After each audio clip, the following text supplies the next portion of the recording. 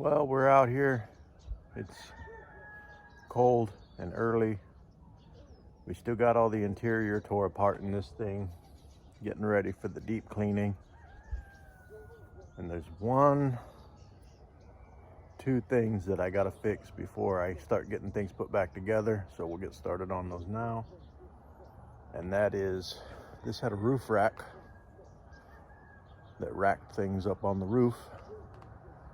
And over its years of service, some water got in there and found bare metal and started eating it away until eventually we end up with this.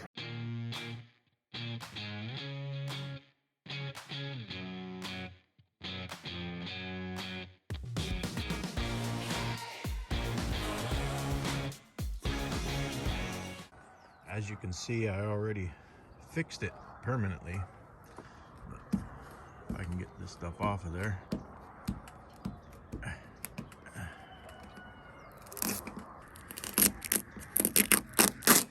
that was a bad idea. All right, ready. So, as you can see, there was a little weight reduction right here.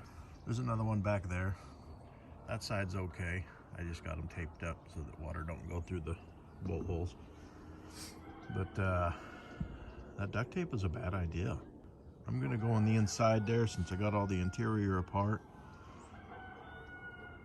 First thing I gotta do is protect everything before I start working. And I think what's gonna happen is,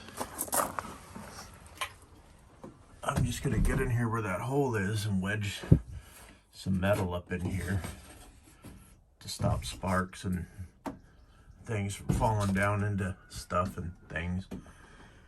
And then there is no patch panel for that. Oh yeah, also there's a structure rail here that the roof rack actually bolts to. The end of it rusted off as well, so I gotta figure something out with that. Basically, I'm gonna have to make my own patch panel. Hopefully it don't take up too much of our time, but it's gonna take a minute. First thing I'm gonna do is apparently get the rest of this duct tape off here because I created a huge mess. And then get that protective whatever in there. I also got some welding blankets. I might mask off the inside of these glass so that they don't get sparks on them. Remember guys, even if you're not really working close to the glass, any spark that hits that is gonna leave a permanent owie on the glass. Ask me how I know. Yeah, that needs a windshield for this exact reason. And I'm gonna start by just cutting this out. Normally I would try to take measurements and do mathematicals because I got to get some bolt holes in that for the rack to mount back down, but I don't have that option. As you can see, that's all missing.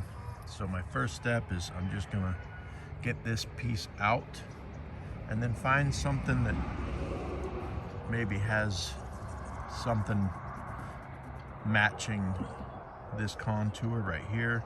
I can always make this contour and make this small contour happen by hand, but this sharp one, that one's going to be difficult to do. So it's pretty simple. We'll cut this out. We'll get a panel that matches it. We'll try to connect something to the end of that support structure. Maybe not. I don't know how critical it is, as long as we get a good captured nut in there, and I'll show you how I'm going to do that. But thankfully, I got another side over there. I can use that to make measure-ifies to make this side do what I need it to do. And then it's on the roof, so we'll put some self-etching primer on it and paint it black. Good to go. No one will ever know. All the clear coat's peeled off on this thing anyways, as you can see. Common Toyota issues for this year. And I'm all ready. Why don't you stop talking and do some work, man? Jeez. I found some old tin roofing from the cast-off pile from the goat barn. Maybe I should just glue some tin roof to the roof of this thing. That'll work. That'll stop things and stuff from getting down in there for the most part. I might still cover the glass. I don't know. I might just cut it. I'm feeling lazy today.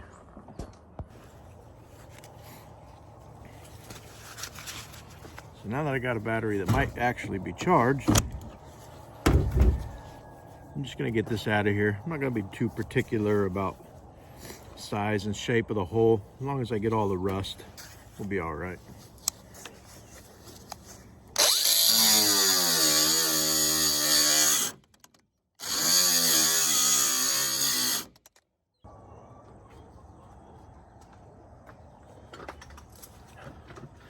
This one runs off the big battery.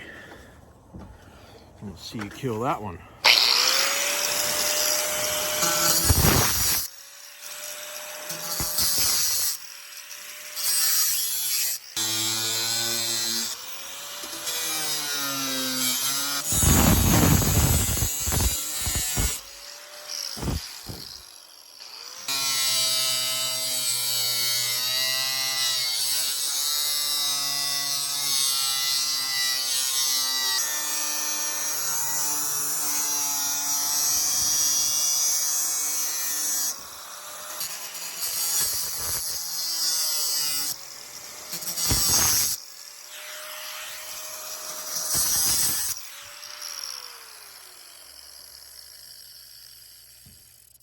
Well, on the plus side, there was already a hole there, so couldn't have made it any worse, right? It's gonna be okay. Just a little bit of surgery. Good. These kind of batteries, these last way longer.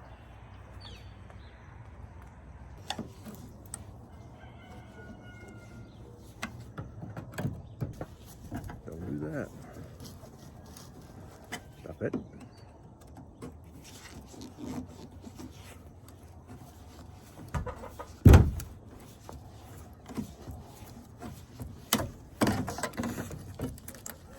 Just like that.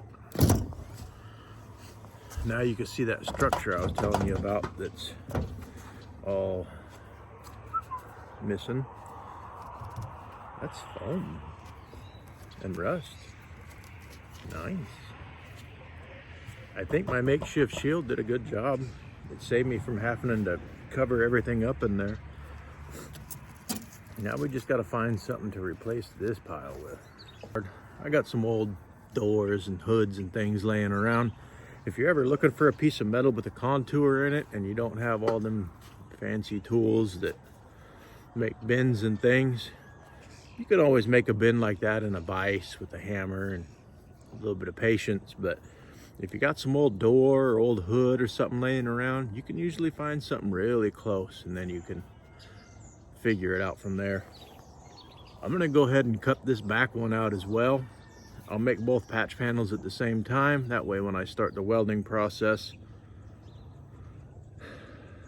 you know, I don't have to jump around. I could just do all the patching, all the welding, all the grinding, all the painting, all at once.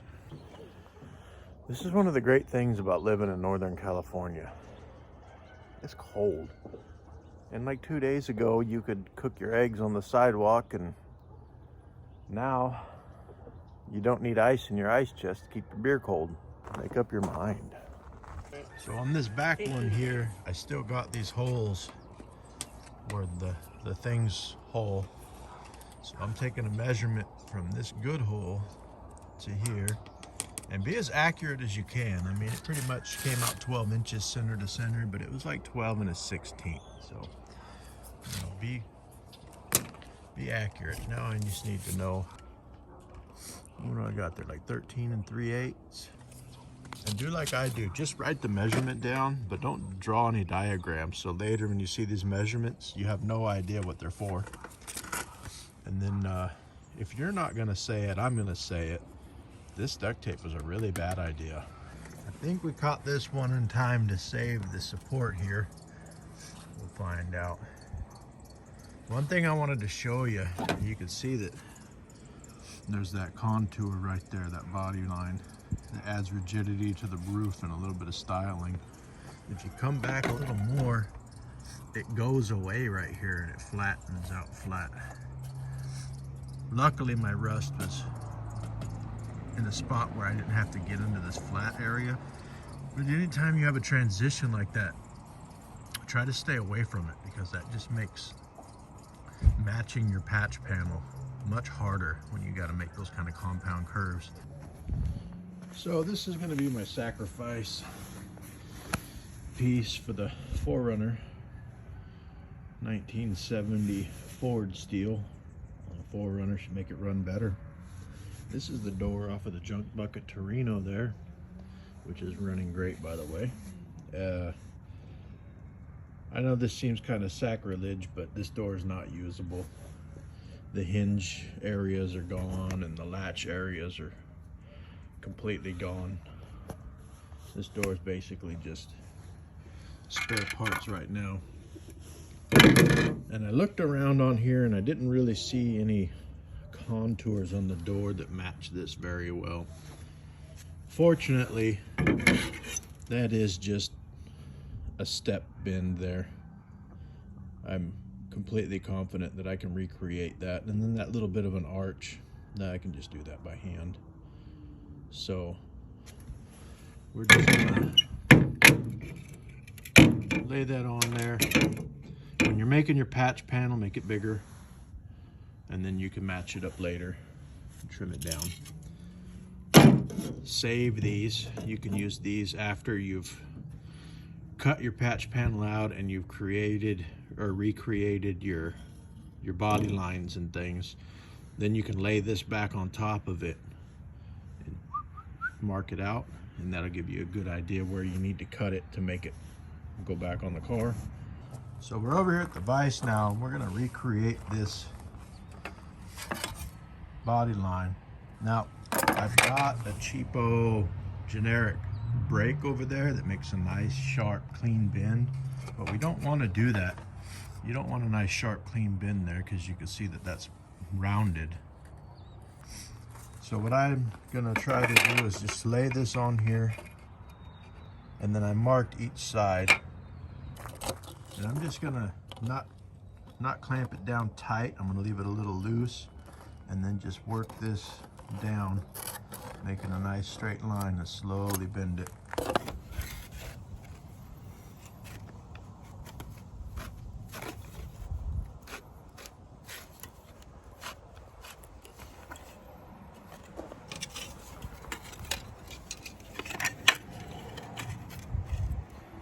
A little bit more.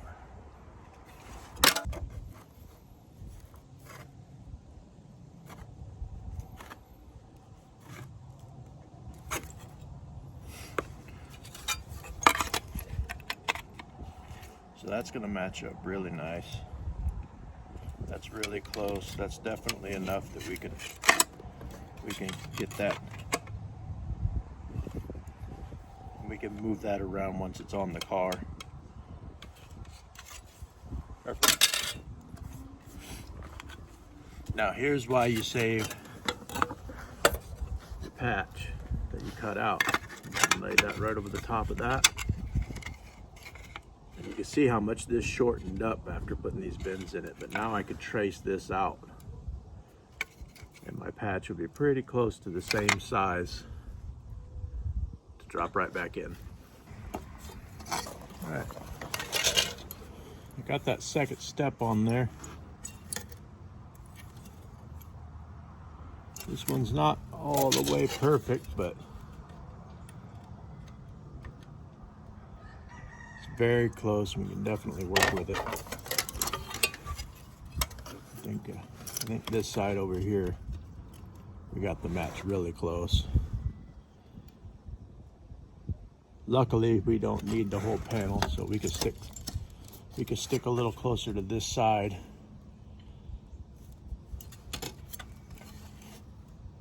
And I think we'll be all right. I'm just gonna,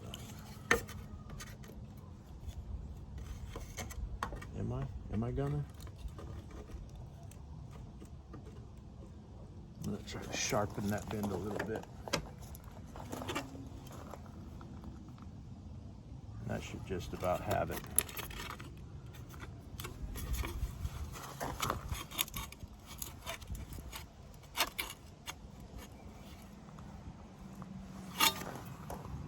Okay. Now, how does that slight contour look?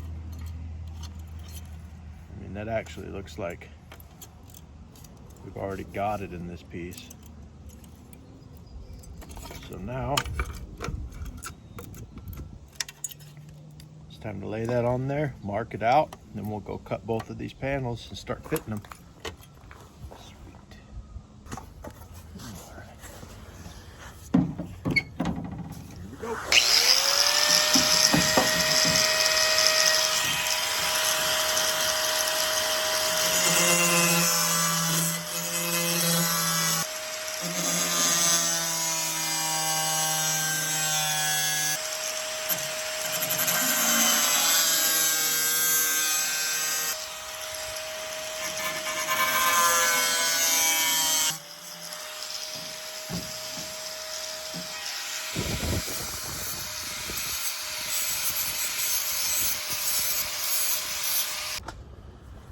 Well, we've made quite a bit of progress with our patches.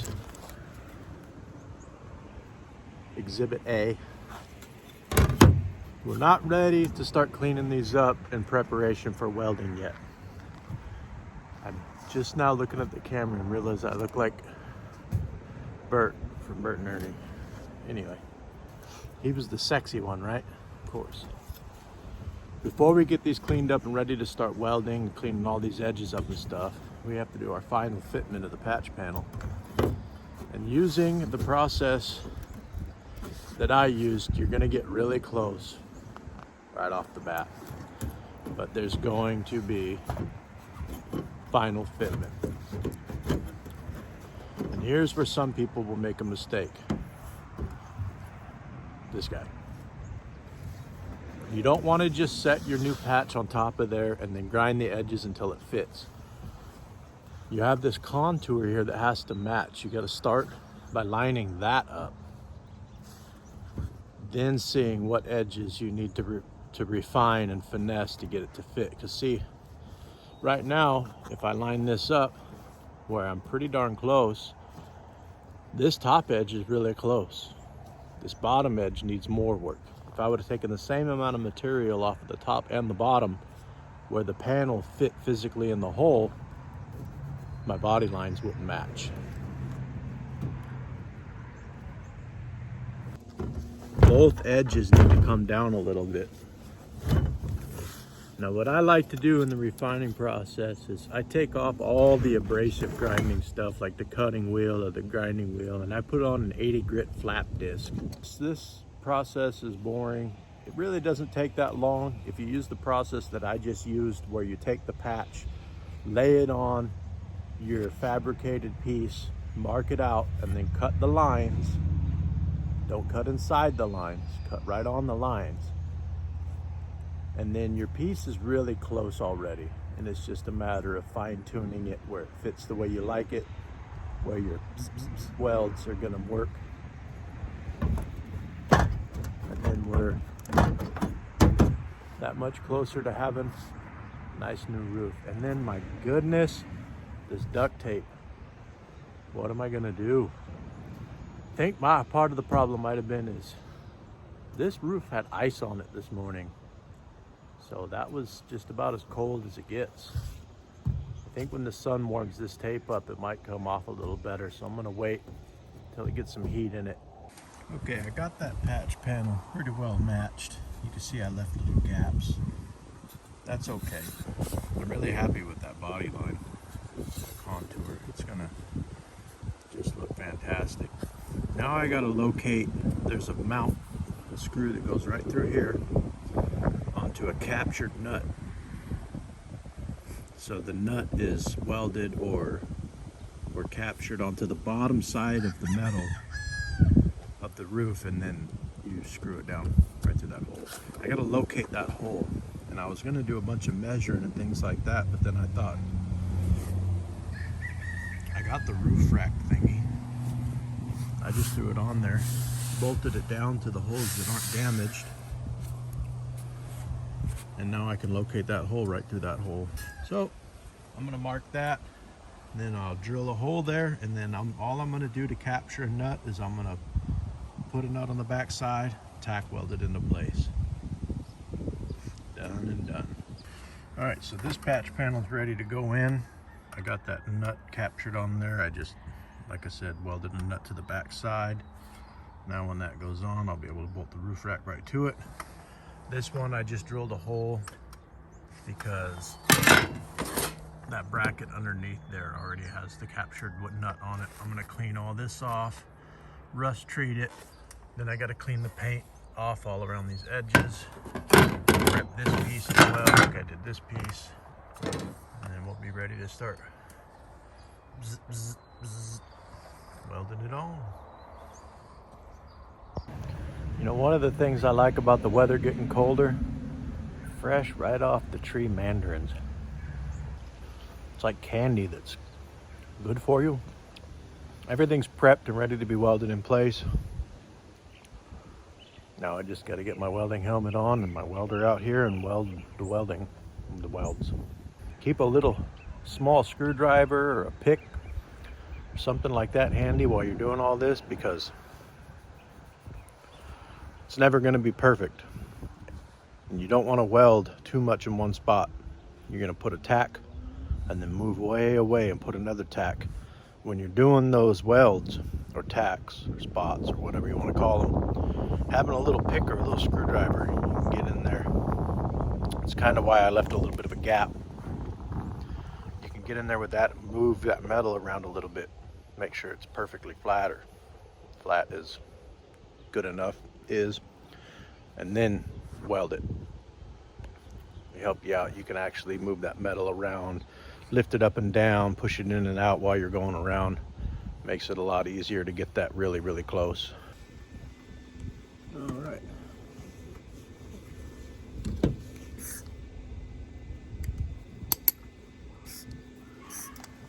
Well, stop it.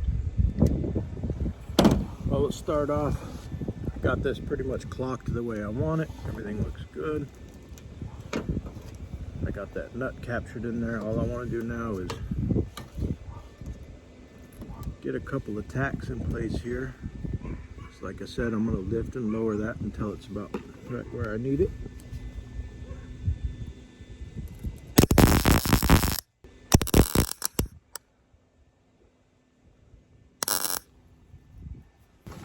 Now I can just start working our way around here, making sure everything stays flat, and doing these little, owie, that's hot. Here, I got a pointer. Doing these little tack welds. Now, here's something really important.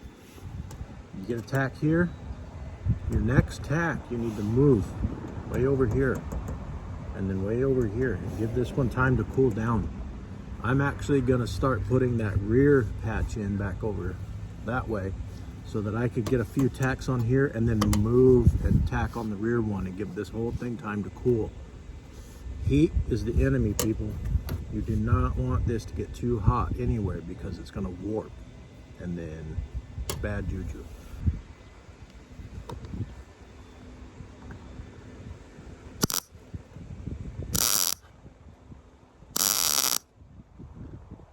While I'm working my way around, I'm gonna end up lifting up a little bit for this section right here to be right.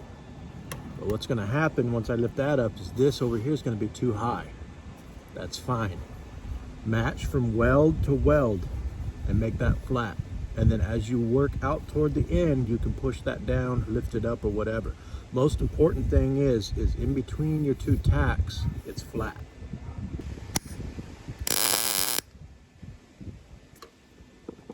Now that actually is going to have to come up now, because the heat of that tack bent it down.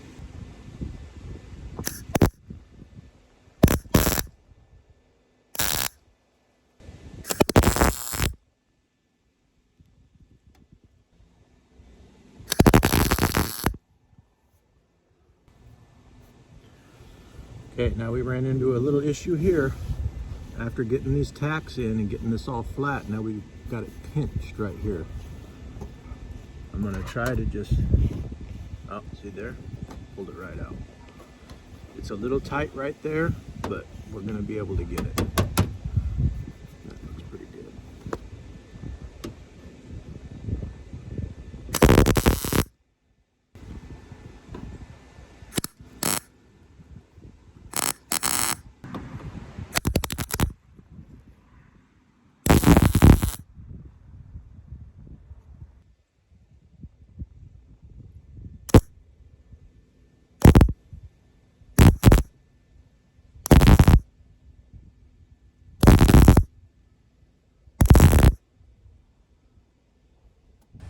So now that patch is in place. We got it nice and tacked in.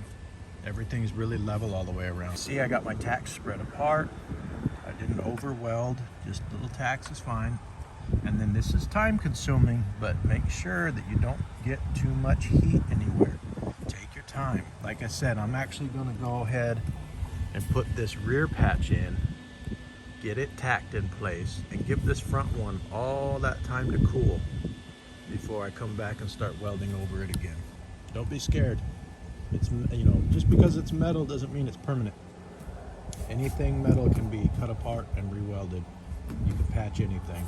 It's just a matter of patience. Our patch panels are all welded in. Now, before we paint this, we're gonna put a little filler over the top of it, knock it down with the DA, primer it, paint it, and move on to the next thing.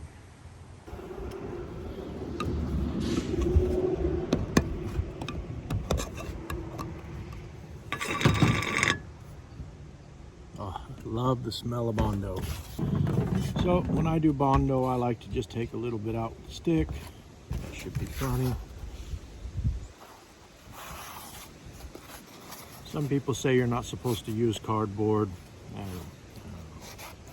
Never had a problem. Get your hardener, mix that up a little bit.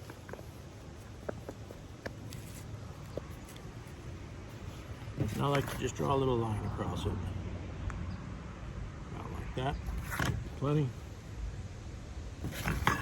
Now when you mix this, you want to try to fold it and not stir it. Try to keep air bubbles out of it. So I just flip it over and spread it. Flip it over and spread it until you got one even solid color. On your first coat that you put down, you want to really push it down hard and try to force the filler into all these little holes and scratches and cracks so that it bonds really good. Just really force it down in there good. And then you're going to actually put a little bit on the surface and let it build up some. And you'll be able to feel it if it starts wadding up on you or rolling up into a ball. That's when you want to stop. It's starting to set up and you want to stop working it.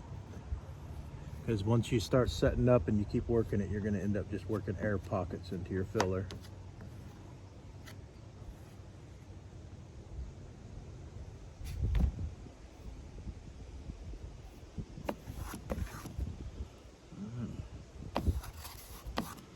Get a little bit on this back one here. We're going to let that set up, then I'm going to knock it down with the dual action sander with some 80 grit paper. And then we'll do another light coat of this filler over the top of it after we hit it with that 80 grit and knock it down flat. We'll do another really light coat. And then once we have that light coat on, we'll go to 120 grit, knock it down flat. Done. Don't need to do any more than that because this is not going to be a show car. It's going to be not a show car. It's still a little tacky. I'm going to have to wait just a couple more minutes. I got my 80 grit paper on my DA. When you're using this DA like this, try to keep it as flat as possible, and while you're sanding, keep that moving in whatever direction. But don't sit in one spot and try not to get up on an angle like that. It'll dig a hole right away.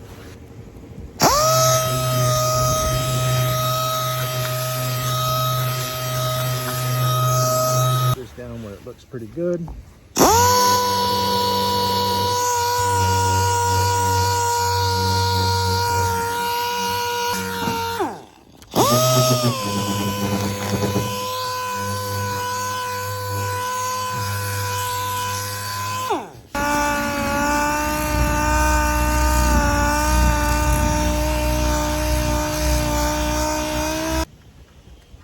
doing some hammer and dolly work and you're trying to get this pinched up high spots out, you need to back this up with something.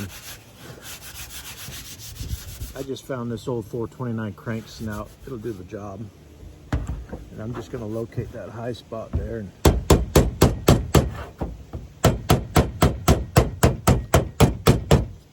hammer on the dolly.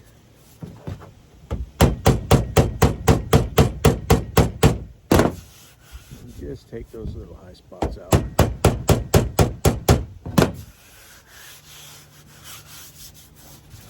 And like I said, this roof isn't perfect by any means, but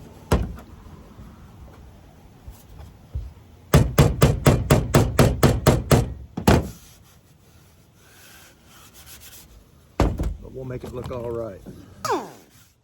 Okay, we can work with that. I'm gonna knock this back one down, then we're gonna put another little coat of Bondo over that. We'll hit it real quick with the 80 and then the 120. Then we'll come in here and make sure that this groove is refined where it looks right, and then we'll mask this off, paint it, forget it ever existed. I got my 120 on. I'm gonna run over that, just refine those scratches down smaller. That'll be the end of this process. I did plug that hole that I put in here with some Bondo. I'm just gonna go around from the back side with a little drill bit and with my fingers, and I'll drill through it and then clean it out with a little screwdriver. No problem. And then nothing fancy. I'm just gonna mask a square off around it, primer the metal pieces that are showing, paint it gloss black, done with it. And that's how you do a metal patch. It's not difficult.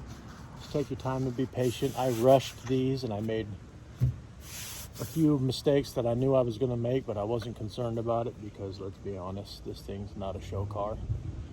But rust, no more. Well, that's going to do it for this episode of Junk Bucket Garage. Make sure you like, comment, and subscribe. Help a feller out. If you have any questions about any of the stuff I do, you know, put them down there. I'll try to answer them.